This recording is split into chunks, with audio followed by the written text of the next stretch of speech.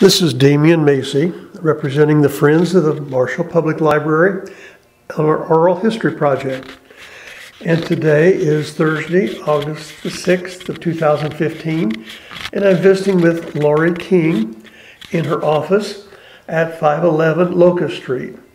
Lori is from Marshall, had a long residence here, and we're going to listen to her story. So with that, I'll introduce you to Lori. Hi, I'm Lori King, and I was born and raised in Marshall, and had a wonderful childhood, and ended up marrying the boy next door, and he went on to chiropractic school, and we were away from Marshall for a couple of years, and then moved back to start our family and to start his business and open up a chiropractic office. And Lori, you might just mention your parents' names. Okay. My mom and dad are Ron and Beverly Washburn. My mom was, her maiden name was Murphy. She was Beverly Murphy. And I have a brother, Troy Washburn, and a sister, Annette, who's now married, Annette Harper.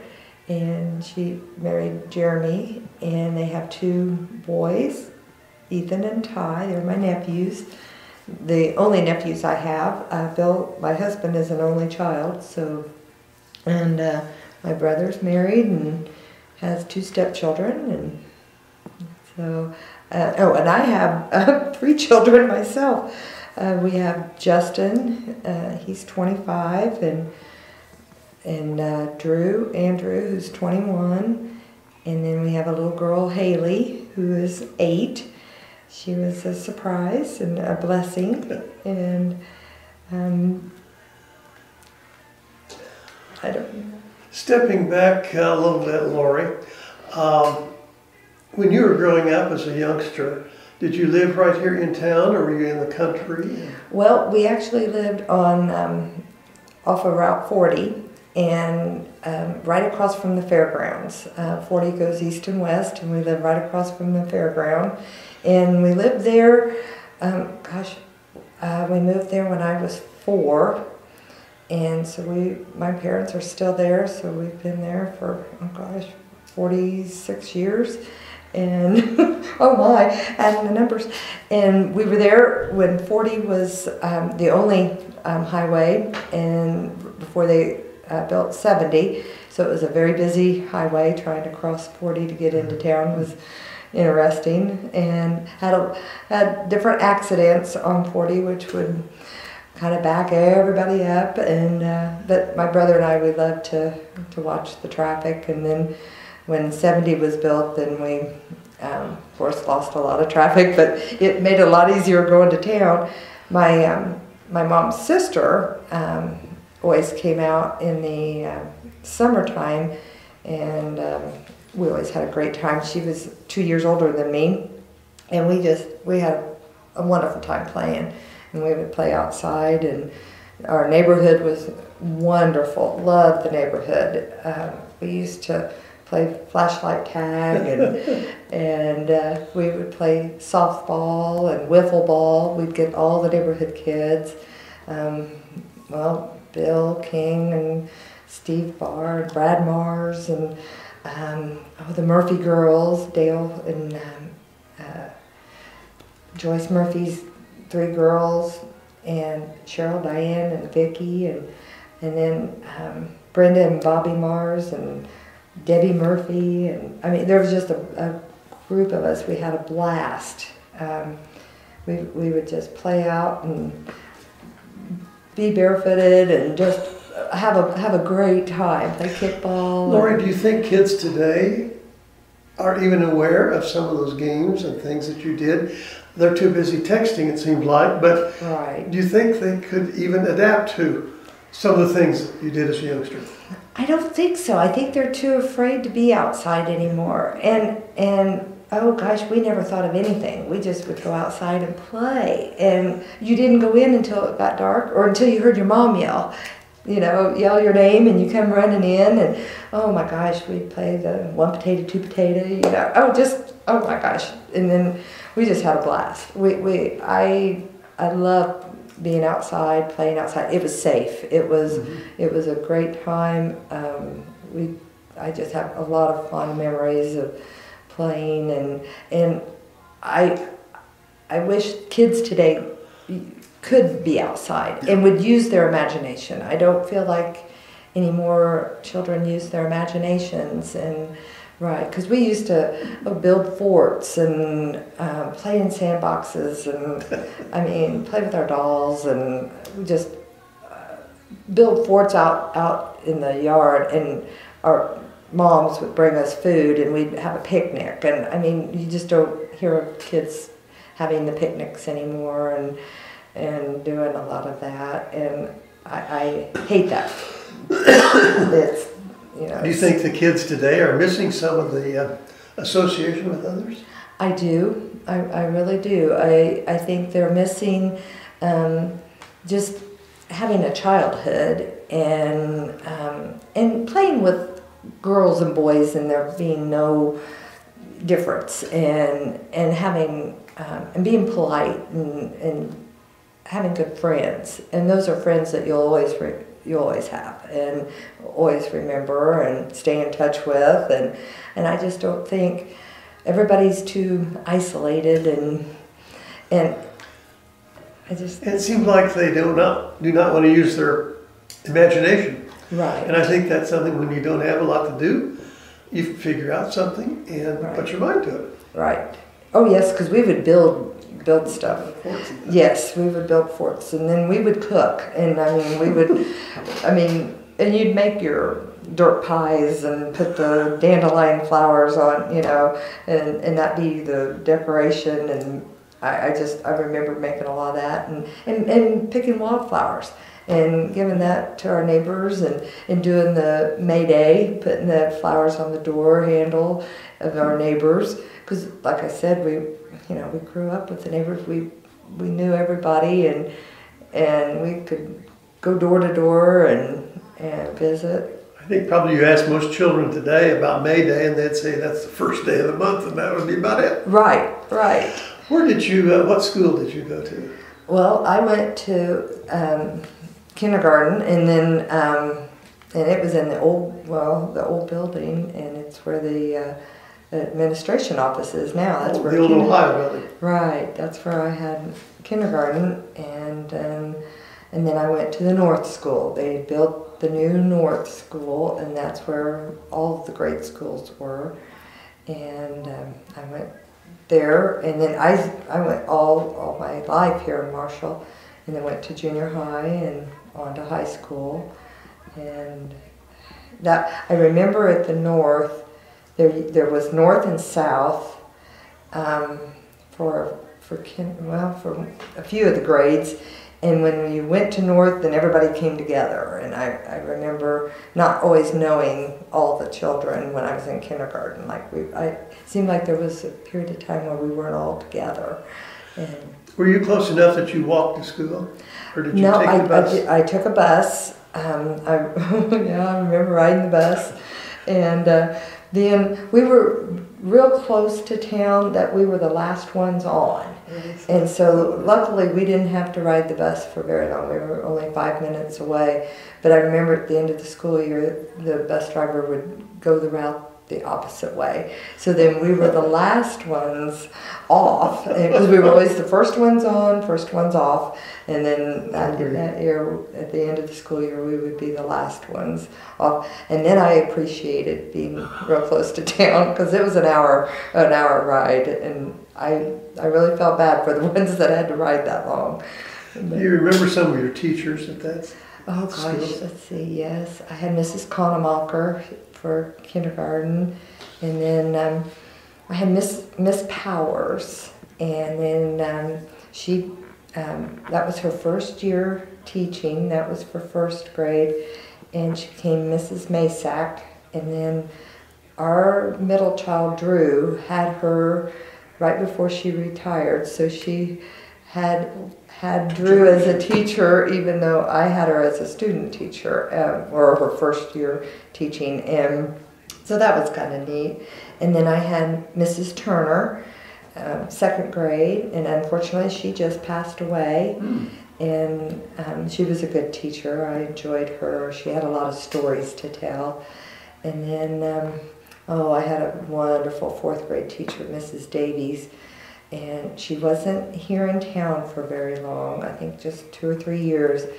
But she was a pretty lady and just very gifted in teaching. And I had a wonderful class that year. Jim Cargill and Robin Pancake, who was Robin Boyer then, was in there, and her and I are best friends. And we just had just a wonderful fourth grade year. We went to Springfield for a field trip and got to see the Lincoln Museum and the Lincoln House, and she just made learning a lot of fun. I remember learning and loving it, and I really never, I liked school, but she made it fun. I wanted to go to school. She was a wonderful teacher. And then my sixth grade teacher, I had Mrs. Irwin, and she was a tough teacher. She was very, very strict, very tough, but I come to appreciate her, and I learned a lot because I can reflect now that, you know what, Mrs. Irwin taught me that. And at the time, I did not, she was very strict. She was very strict. She was old school. She was very, very strict.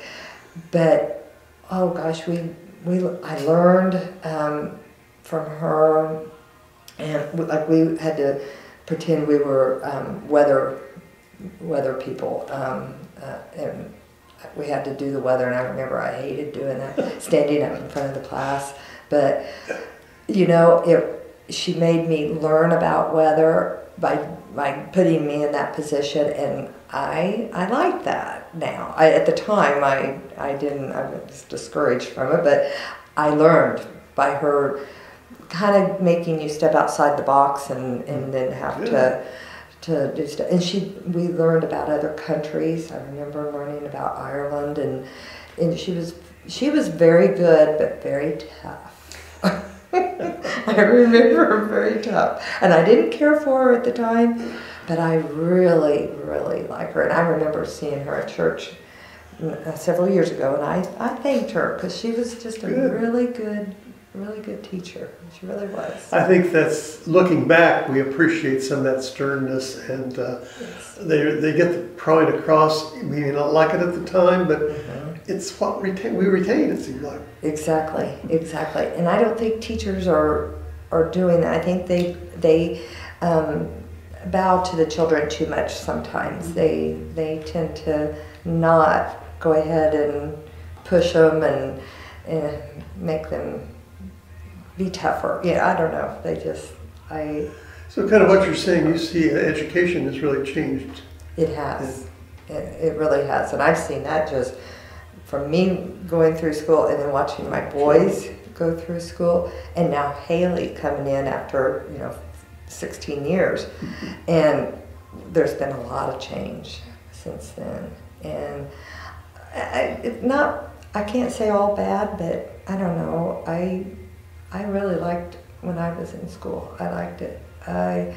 We did the Pledge of Allegiance every morning, and I don't know, there was just more learning about the world, and I don't feel like now we're being taught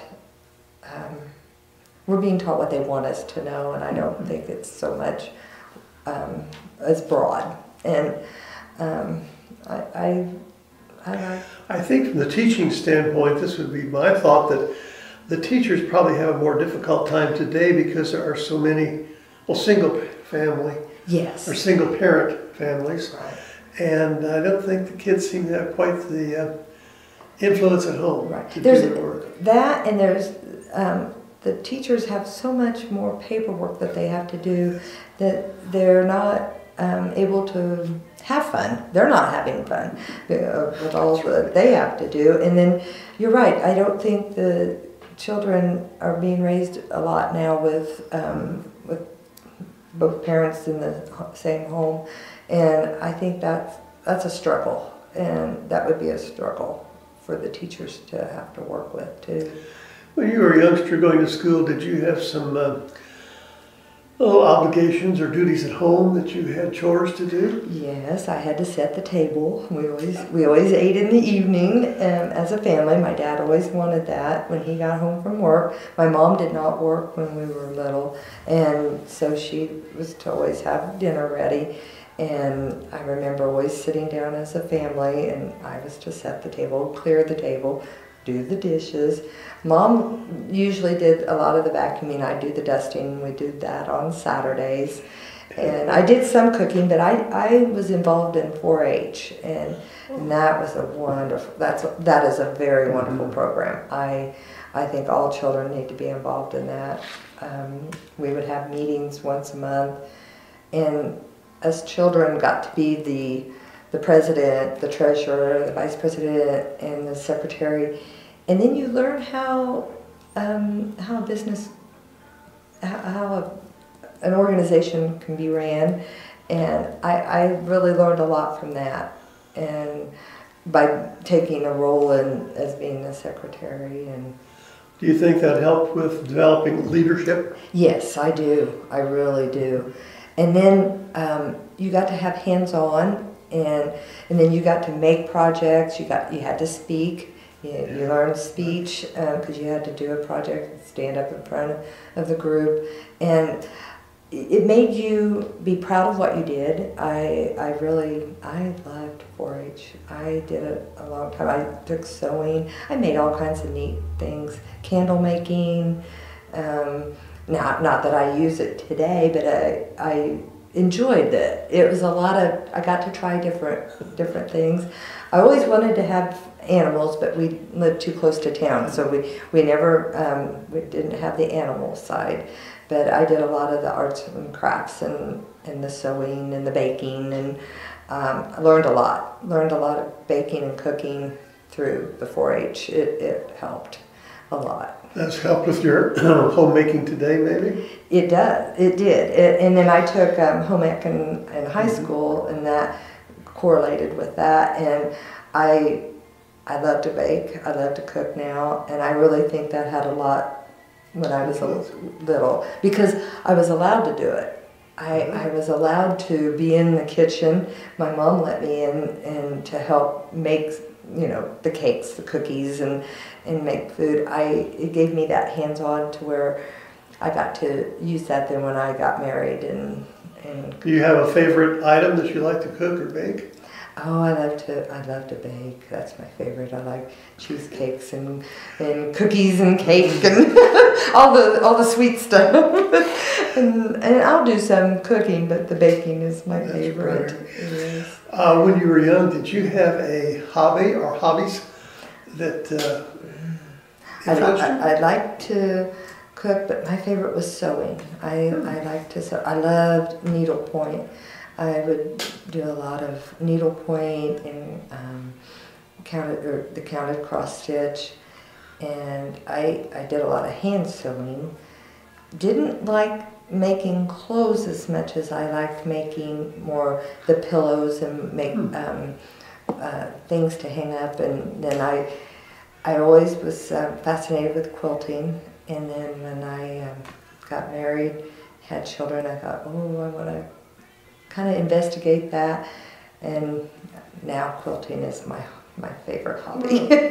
Yes, I belong in a quilt guild here in Marshall that we have, and I love quilting. I would rather be doing that than working. But I have to work to afford my habit. Those are just beautiful. I call them works of art. Yes. The designs and the colors can be just so striking. Yes, I love that. Love taking big pieces of fabric and cutting it into small pieces and then sewing it back together. It's like a puzzle. It's like doing a puzzle, and I love doing puzzles too. But you mentioned in 4-H you did not have animals, but did you have a pet at home? No, we had a dog once, but he ran away. So and we were real close to the highway, so we think he ran away, but we're not sure. And it was just, my dad worked a lot, and it was difficult to have a pet at home. But we do now, and we have a little dog now, and he's quite trying at times, like a child. But part of the family. But part of the family. Yeah, that's exactly right. That neighborhood that you lived in, and I happen to know where that is,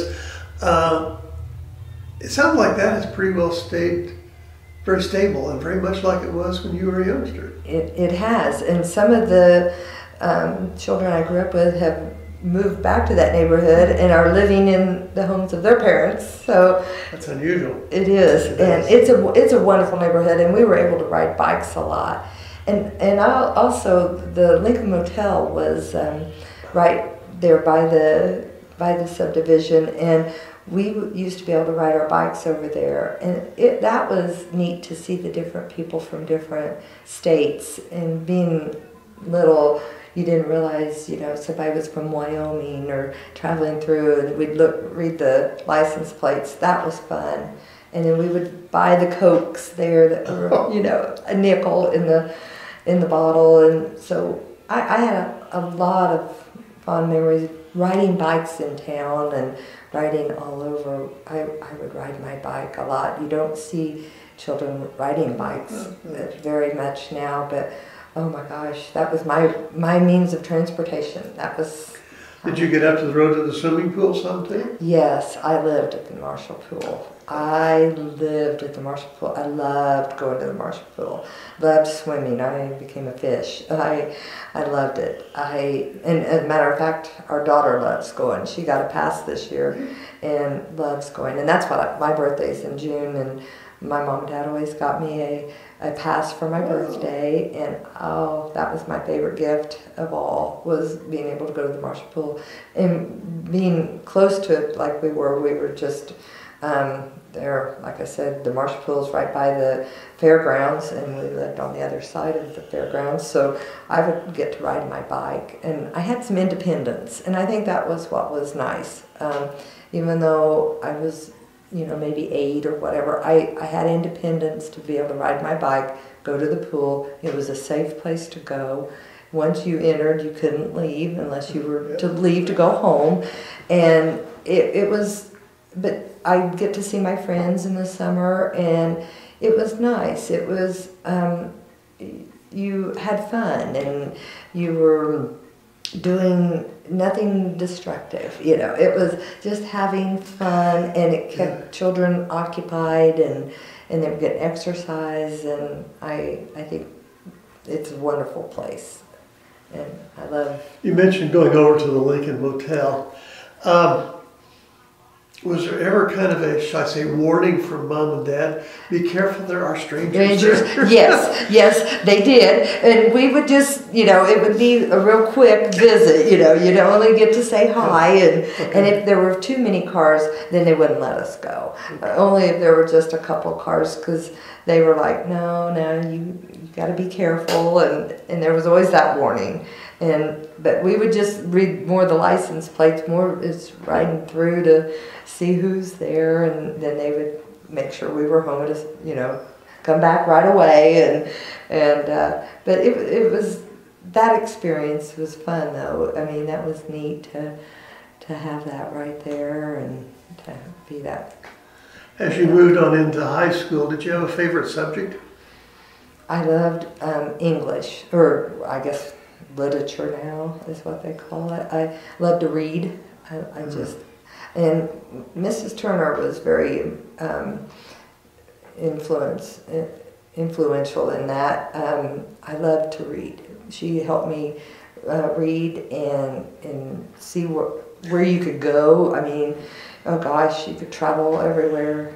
Yeah, it's using the mind, I think, of some imagination in it. Yes, so I enjoyed that, and I liked, of all things, I enjoyed speech, doing plays. I enjoyed doing that. Theater was fun. I remember, oh gosh, probably in my junior high years, Priscilla Wyke. She's the choir director at the Methodist church, and that's where I went to church. I grew up in the Methodist church. She got a group of us, a few of us children, us young ones, to do theater in the summer, and we'd travel to different libraries, and we would do plays. We would do it for little children, and I love that. I really enjoyed doing that. There was only about 6 of us. Joanna Noteful, Joanna Jensen, she did it, and then Connie White, Priscilla's daughter, and there was a couple of boys now. I can't remember their names now, but we would all practice, and that was what we did in the summer. We would practice, and we would put on different plays at the libraries throughout, like Marshall and Paris, and oh gosh, I think Casey. And there was we went several places. And you didn't pursue going on stage then? Oh no. No, it was just for fun. But I did do theater in high school, and that was fun. We would do some plays, and we would put those on at the North and the South, and it was fun to see the children's eyes and how exciting they get, and it was good. But no, I'm not an actress.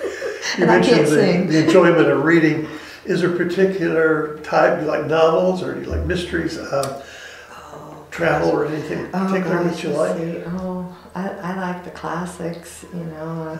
I loved Little Women. Oh, that was a good one. And I loved Gone with the Wind. I like kind of back in that time period, back in the Civil War. I enjoyed that. The girls all wearing the pretty dresses and, and stuff. But oh gosh, I'd say I liked Little Women. I thought that was one of my favorites, and I could read anything. I can't even summarize now what. In high school, was there a point in time you said, I want to, and you had kind of a goal out there that you want to do something, or something particular, and maybe a teacher that influenced you that way? I always thought I wanted to be associated with books and be a librarian, but then, got watching mysteries and legal shows, and thought, I'd like to pursue kind of the secretarial, kind of maybe get into the legal side. And I went to Ivy Tech and thought, okay, legal or medical was kind of where I was at, and in deciding, and I did legal. I decided to be a legal secretary, and then when I graduated, got married a man that chiropractor, and wished then I had pursued the medical secretary. but I never did go on and do anything in the legal field. I ended up working in an accounting firm, and I loved it, and worked there for 3 years in St. Louis, and loved it. Became a secretary to a partner and 3 managers, and I thoroughly loved it. I liked actually working with the numbers and doing all the typing and being their secretary, and so what enjoyed it. Got you to St. Louis? Well, got married, and Bill was going on to chiropractic school, and while he was in school, I worked, and we owned a little trailer, and I was the income while he could go to school. And we learned to budget, and our fun was ordering pizza on the weekends and renting movies, but we loved St. Louis. It was a great experience. It was nice to live there for a short time, but we were really glad to get back to a small community. We liked the closeness, and Marshall is just a nice place to raise children. So what year did you move back to Marshall then? It would have been in '89. We would have moved back in '80, because we were gone. Got married in '85, and then see, he was in school for 3, and we lived in Robinson for about 8 months, for just a little while. He worked with a chiropractor down in Robinson right out of school, and his son was going to become a chiropractor, so we knew he would be coming back home to take over his dad's business. So we came back to Marshall and set up our practice, and have been here for 25 years now, and love it. We just love it. The community was very supportive of us opening our clinic, and we've had our children were raised here, and we love being in the small town, safe, and we loved St. Louis, but it was a really big city. Enjoyed our time there. It was nice to get away, but I love coming back to a small town. I like we've got a beautiful downtown, and we're right on the square, and I love it. I guess there's a question of being a doctor's wife. I guess you just elaborate on that. Well, it's interesting. We meet a lot of people, and Bill's a wonderful person, a doctor, and he listens well to people, and we've learned that you're a doctor 24/7, and you never take that hat off, and it took a little to understand that. You go home on the weekend, and then you get the call, and somebody's had an accident, and they just, they've hurt their neck or their back, and they just need looked at before they go on. They just want to know, is it serious enough to go on to a hospital, and it's just nice to know that they can call, and Bill will come up and check on them, and we just like knowing that we're helping people. And I think most people would say, well, a chiropractor would not have any, quote, emergency calls. Right. But obviously that's not the case. Right. Well, and he can take x-rays, and so sometimes they want to know right then, because he can read them, and sometimes when you go to a hospital, sometimes they don't get read right away, and it can take a little longer, and it might not be a hand or a foot. He can run up and say, okay, here's the picture, take this with you, and you can go on, and it needs set, or here, I've got wraps, and we can wrap it up. It's just a sprain, there's no break, no fracture, and so he's able to do that, and the cost is less, and of course that some people at that time didn't have insurance, so it was debating whether to go on to the hospital, or whether maybe Dr. King could just take a quick look at it, and he would take care of them in a heartbeat. You mentioned, I think when you started, you married the boy next door. Did you always know each other? And how did you happen to finally be wed? That's funny. We always grew up and played together. We would have fun in the summer playing, like I said, wiffle ball or building forts, and just what kids would do. They just ride bikes and stuff. And then when, I'd say about junior high, he got more interested in sports. We were always friends. I was more interested in band, and then I'd say the end of my high school years, he had already started at Eastern, and it was, I don't know, we just started talking again, like we just kind of had our own interest during high school, but then we just started talking, and I don't know, it just blossomed, and then we both had the same values, and we were raised with the same morals and values. We wanted to get married, we wanted to have a family, we wanted the small town, and we were very supportive of each other, and I mean, we just had a lot of same interests, and liked knowing that, you know, if he had a hobby, he loves to hunt. He's a big avid bow hunter, and that's okay, but I don't have to do that with him. But yet I admire what he can do with a bow and arrow, and same with me. We just support each other in everything we do. I like to quilt. He has no interest in going to quilt shops, you know, but if I want to go with my girlfriends, I'm able to do that. But yet he loves the warmth of the quilts and loves what I can do too.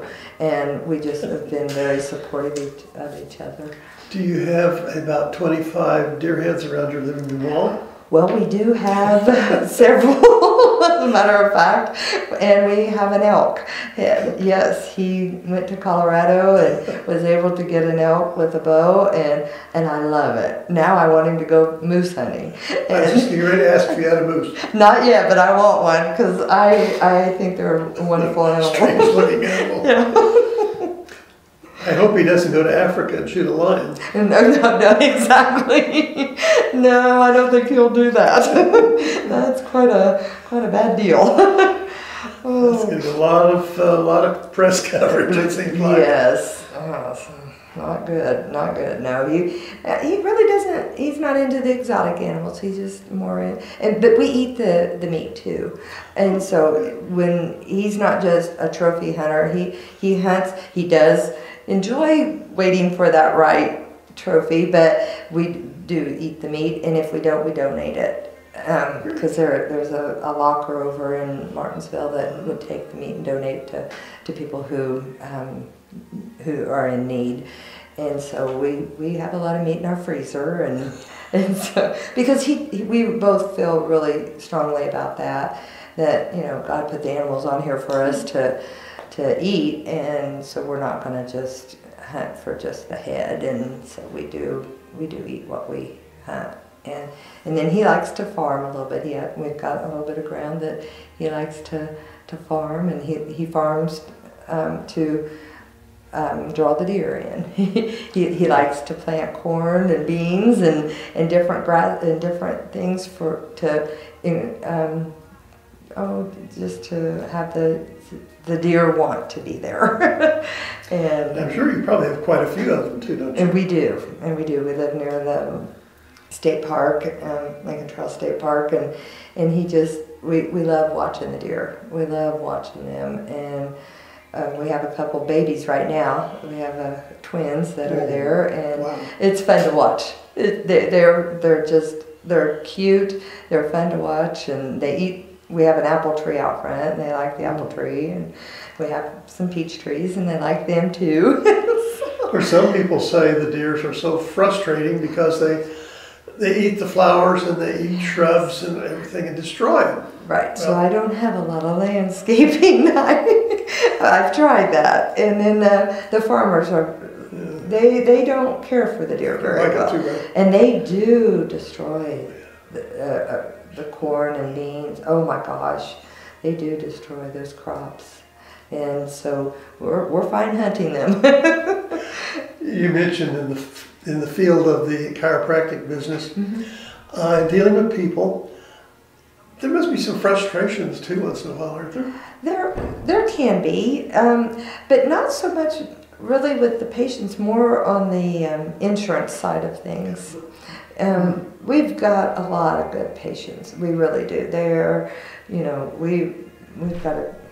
We have over 5,000 files, and so we feel very blessed. And we have a lot of good patients.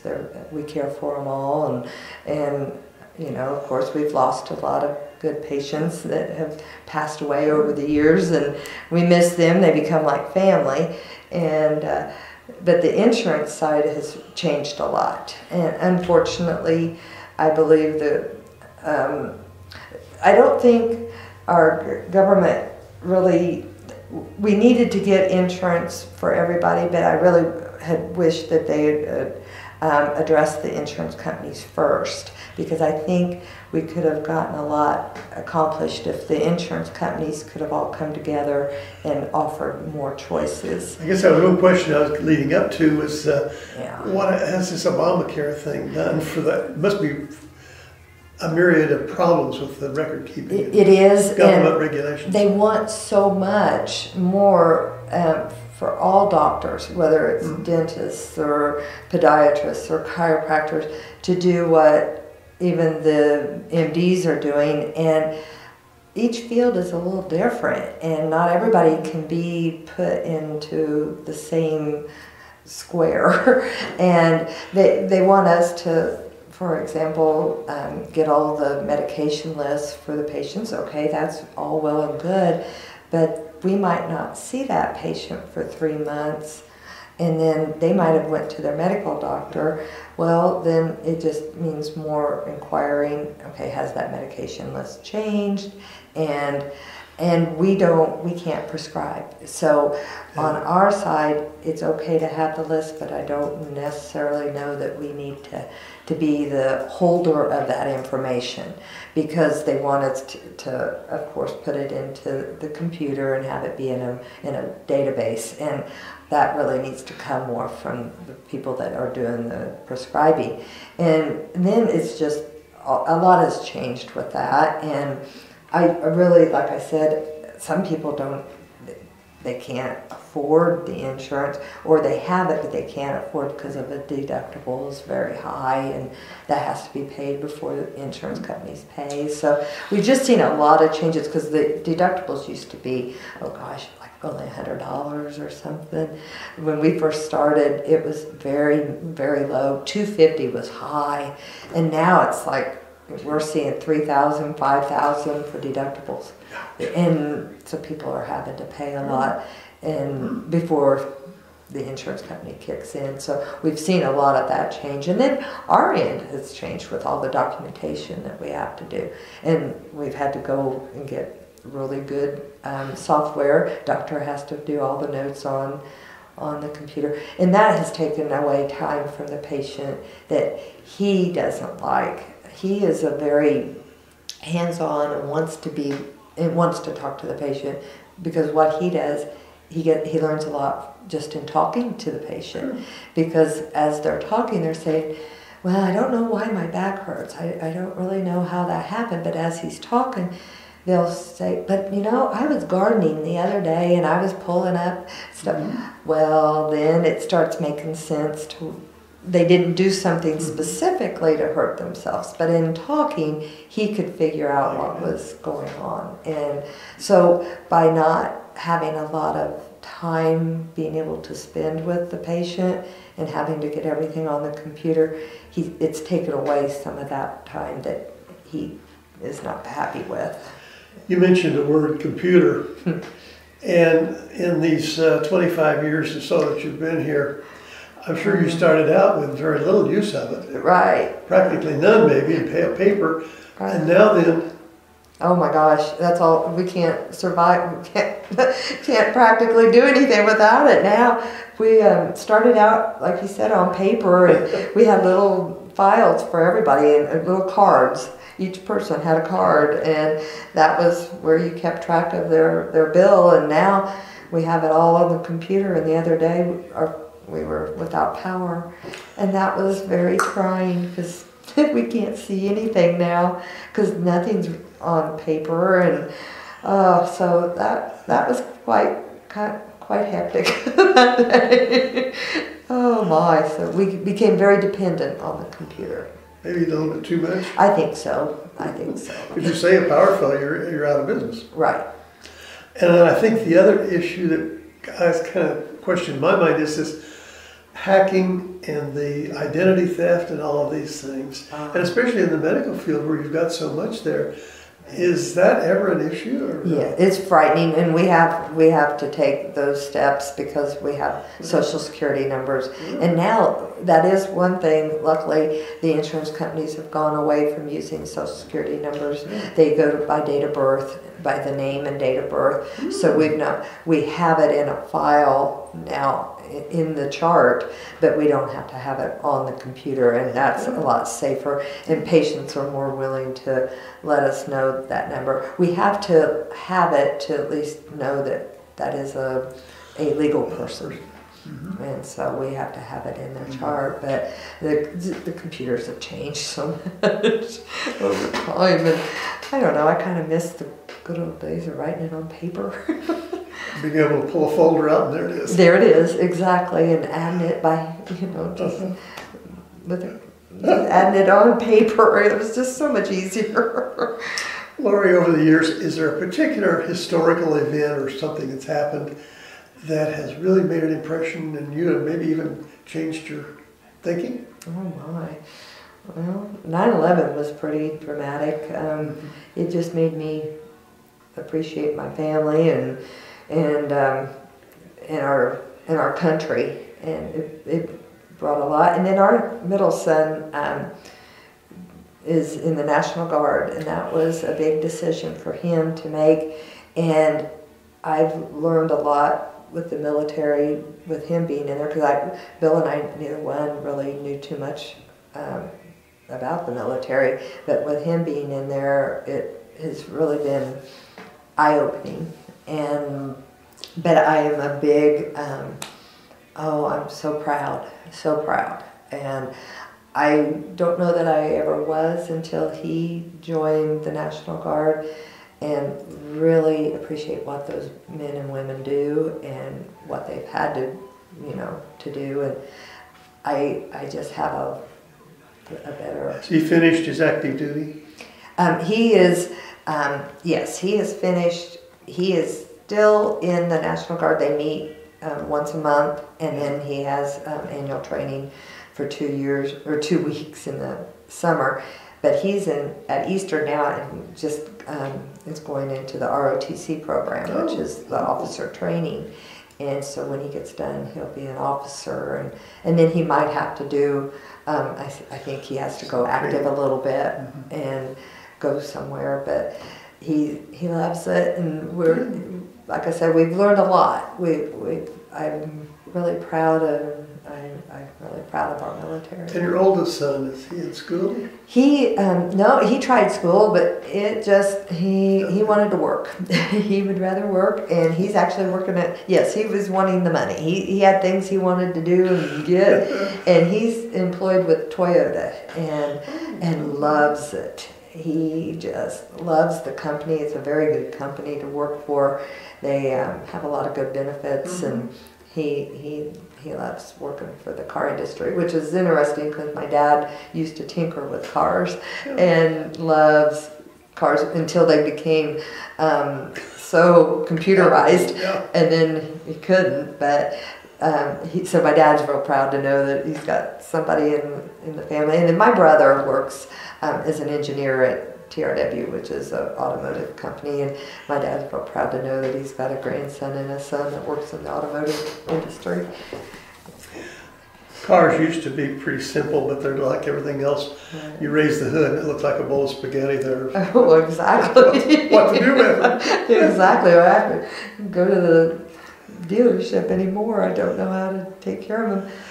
With the modern conveniences and all the things we have around us, is there something that you have today that you said, I just couldn't live without that?